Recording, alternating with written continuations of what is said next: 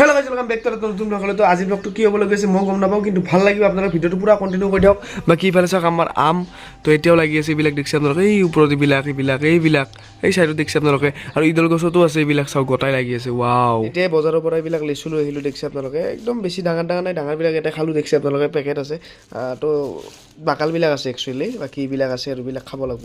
বাকী গাইজ এখন ৰেকো আনিছোঁ মোৰ ৰুমটোৰ কাৰণে, তো দেখিছে আপোনালোকে এইখন প্লাষ্টিকৰ ৰেক এখন, তো ইয়াৰ পৰা চাওক তলৰ পৰা ওপৰলৈকে তো কাপকৈ আছে। তো এইখনৰ প্ৰাইচ লৈছে প্ৰায় 1050 ৰুপিজ।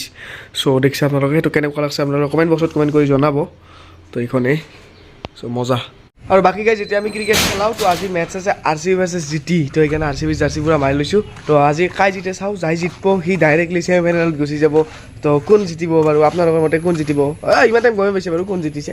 চ' মোৰ হিচাপততো RCB জিতব লাগে, কি হয় চাওঁ। এনে RCB ফেন নহয়, বাট সেনা লাগছে আৰু কি হয় চাওঁ ব'লে। ক্ৰিকেট খেলিলোঁ, কিন্তু বলটো আপোনালোক দেখুৱাৰ আগতে, ক্ৰিকেট শ্বট লোৱাৰ আগতে বলটো ইফালে কোব দিলোঁ, ঘৰৰ ওপৰেদি উৰি আহি ইয়াতে ক'ৰবাত পৰিল, আৰু বলটো আমি এতিয়ালৈকে বিচাৰি পোৱা নাই।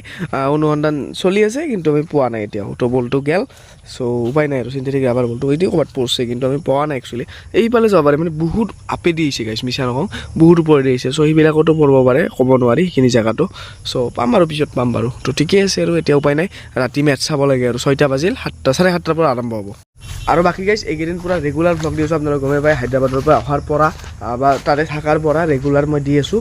চ' আজিও দিছোঁ এটা, তো আপোনালোকে চাওক কেনেকুৱা লাগিল কমেণ্ট বক্সত কমেণ্ট কৰি জনাব, আৰু ইটো কেনেকুৱা লাগে আপোনালোকে কমেণ্ট বক্সত কমেণ্ট কৰি জনাব নাপাহৰিব। ঘৰৰ পিছফালে হওক আগফালে হওক এনেকুৱা বেট থাকে মানে গাইজ, তো এতিয়াও বেট আছে, আগফালেও বেট আছে। যেতিয়া আবেলি হৈ গ'ল, ইফালে লৈ আহিলোঁ ৰ'ল, দেখিছে আপোনালোকে একদম মজা। আৰু ইফালে ষ্টিং এটা আছে, আৰু ইফালে লেগ পিচ আছে, লেগ পিচটো দেখুৱাই আছোঁ আপোনালোকক।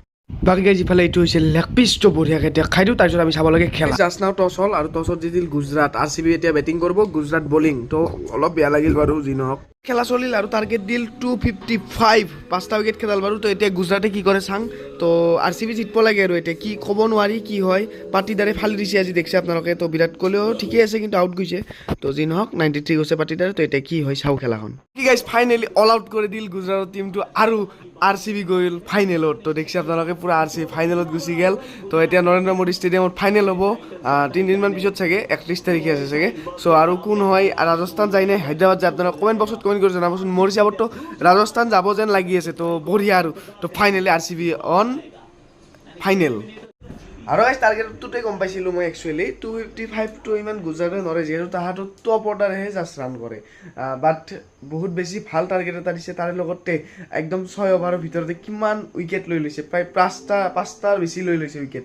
তো বলাৰকো চেলুট। তো RCB এইবাৰো ট্ৰফি উঠাব পাৰে, কোনো ডাঙৰ কথা নহয়, কাৰণ যোৱাবাৰ উঠাল আৰু এইবাৰ উঠাব পাৰে। এনেতো মই CSK ফেন, বাট RCB এতিয়া ছাপোৰ্ট কৰিছোঁ, যিহেতু CSK ওলাই গ'ল।